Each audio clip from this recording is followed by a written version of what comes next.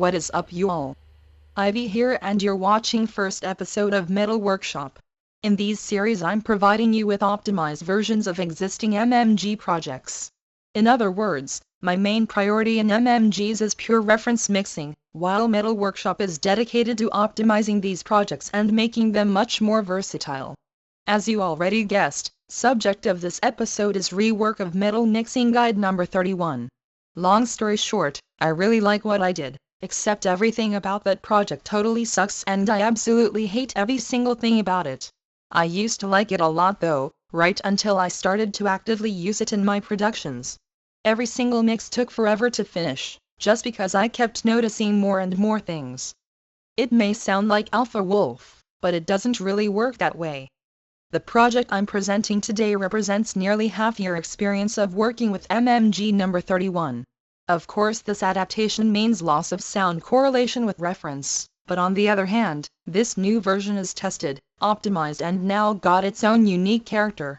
If you're interested in getting this project, it's available for subscribers of advanced tier on my Patreon or Boosty. The right link will appear in the video description depending of your region. There you will also find full list of what's provided in the file pack for this episode. Now with all that being said, let's start the shit.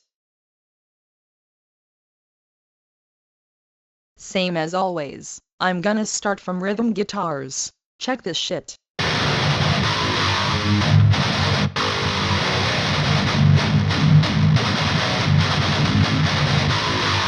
Processing models of this project were redesigned from the ground.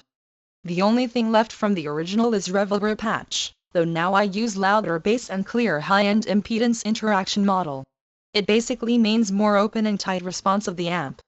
What we have next is main cab impulse, multi-bin compressor to control jumping low end, and soothe that clean the mess around 2K. All of that is followed by post-correction impulse to form final sound. Closing up the chain with some reverb. This model is used on all 4 tracks in only exception of impulses, both cab and post-correction are different for left and right guitars. Last thing to mention, this model also works great with double track. So if you wanna go down this road, just change export bus level from -3 to 0 decibels. Moving on to bass project.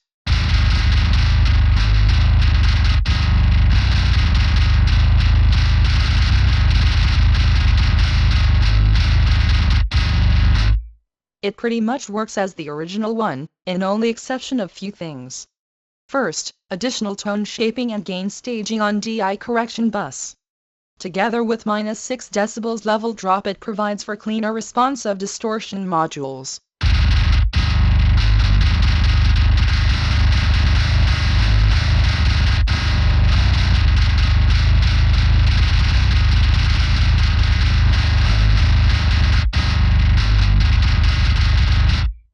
Second thing, tone correction of cabinet switch bus. Balance position is now fixed and set to 47% left, so switching between 2 cabinets is not an option anymore. And finally last 4 plugins in the bass export group. I basically use these to reshape the spectrum and provide pretty powerful and clean tone for our mix.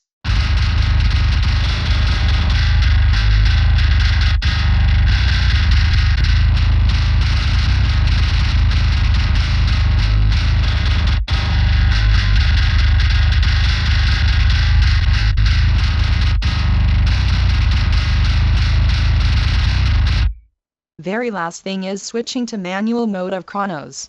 Sure it takes more time to program the parts, but at the same time it gives you absolute control over the sound. Drums sampling project is a complete copy of original one. Same routing, settings and handling algorithms. Only thing to mention is that you should set oversampling of Pro MB and Pro L to maximum available values for the export. Now final destination, the master project.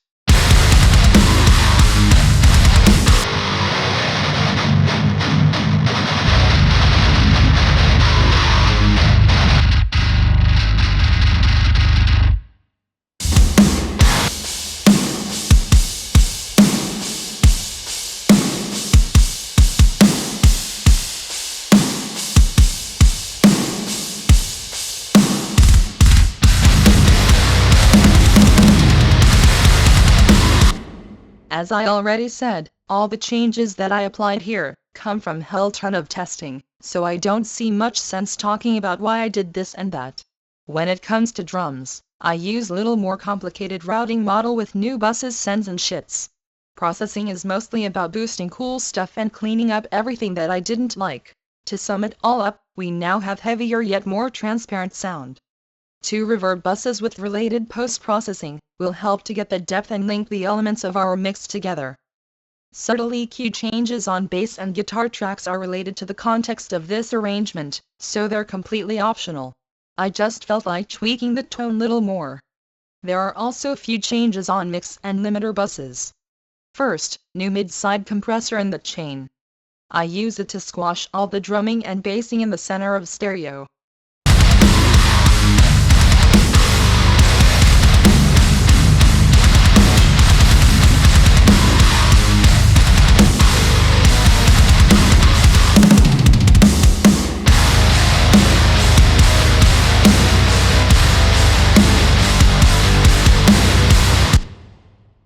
And second thing is this crackle module on limiter bus, just to smooth up the shit. I did same kind of thing in Production Diaries number 5.